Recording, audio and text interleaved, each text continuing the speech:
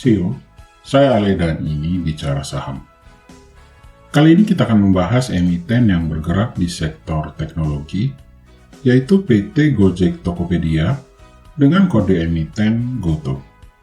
GOTO People First Fund atau GPF kembali melepas saham Gojek Tokopedia.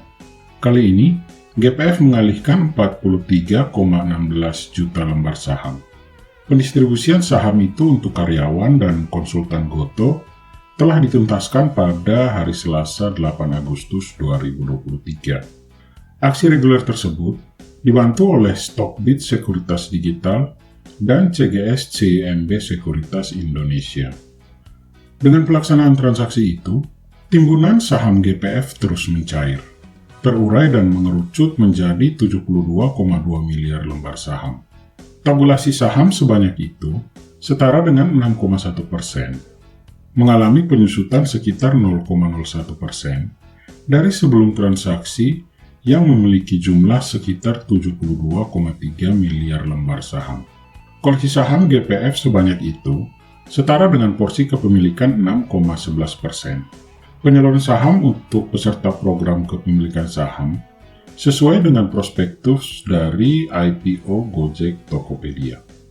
Lalu, bagaimana kondisi fundamental dari Gojek Tokopedia pada saat ini? Yuk kita review. Tapi sebelum itu, ayo di like, share, dan subscribe sebagai bentuk apresiasi dan membantu perkembangan dari channel ini. Terima kasih.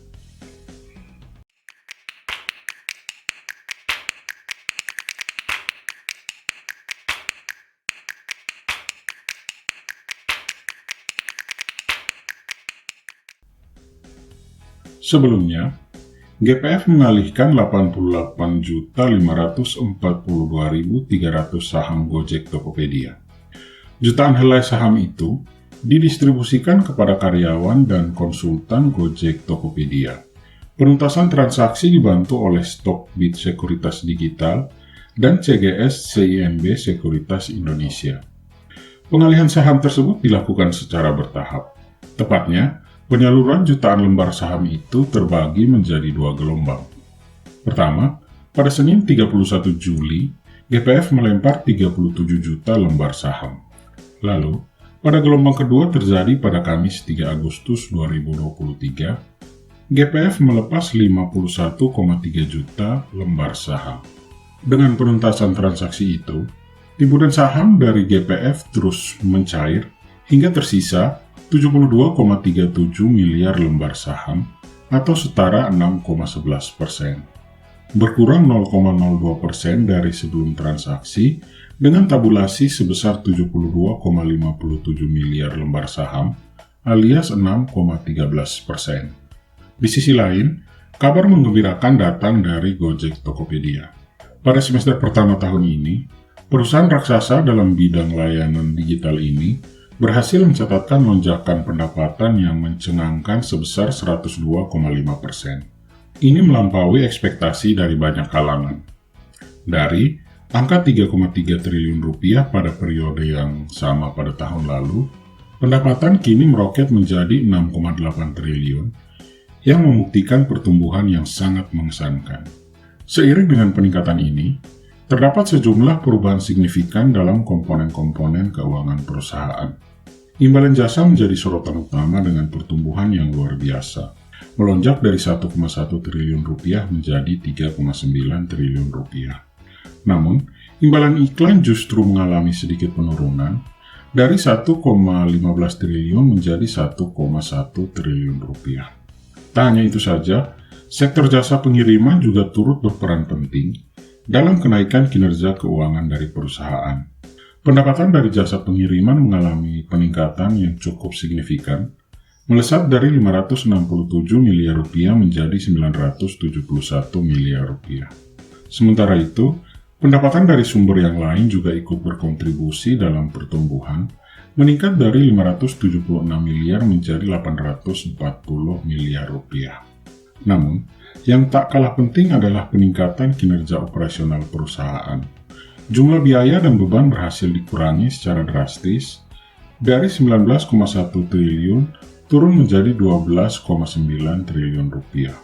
Dampaknya terlihat jelas pada rugi usaha yang menurun tajam dari 15,7 triliun rupiah menjadi 6,1 triliun rupiah, serta rugi pada tahun berjalan yang juga berhasil ditekan dari 14,1 triliun menjadi 7,2 triliun rupiah. Meskipun terdapat beberapa penurunan dalam aspek keuangan, perusahaan tetap berada dalam posisi yang kokoh. Aset perusahaan mengalami sedikit penurunan senilai 6 triliun rupiah dengan nilai yang mencapai 133,2 triliun pada bulan Juni 2023 dibandingkan dengan 139,2 triliun pada Desember 2022. Ekuitas juga ikut turun menjadi 117,3 triliun pada bulan Juni dari 122,7 triliun pada bulan Desember 2022. Di sisi lain, terlihat langkah-langkah strategis dalam mengelola liabilitas perusahaan.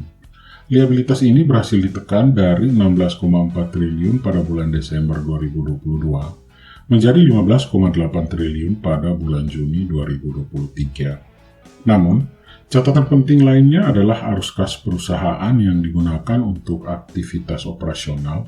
Pada semester 1 2023, tercatat penggunaan arus kas sebesar 3,1 triliun rupiah. Ini mencerminkan strategi ekspansi dan pertumbuhan yang diperjuangkan oleh perusahaan. Meski begitu, terdapat juga penurunan nilai arus kas sebesar 3,3 triliun rupiah sampai dengan akhir Juni 2023, yang mengindikasikan adanya perubahan dalam arah strategis perusahaan. Dengan berbagai dinamika dan perubahan dalam laporan keuangan ini, Gojek Tokopedia menunjukkan ketangguhan dan kemampuan adaptasi dalam menghadapi tantangan pasar.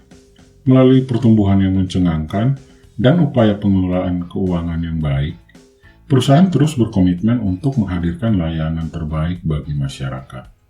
Akhirnya, bagaimana pendapat CEO semua mengenai emiten Gojek Tokopedia? Tulis di kolom komentar. Stay smart, dan kita bertemu kembali dalam Bicara Saham selanjutnya.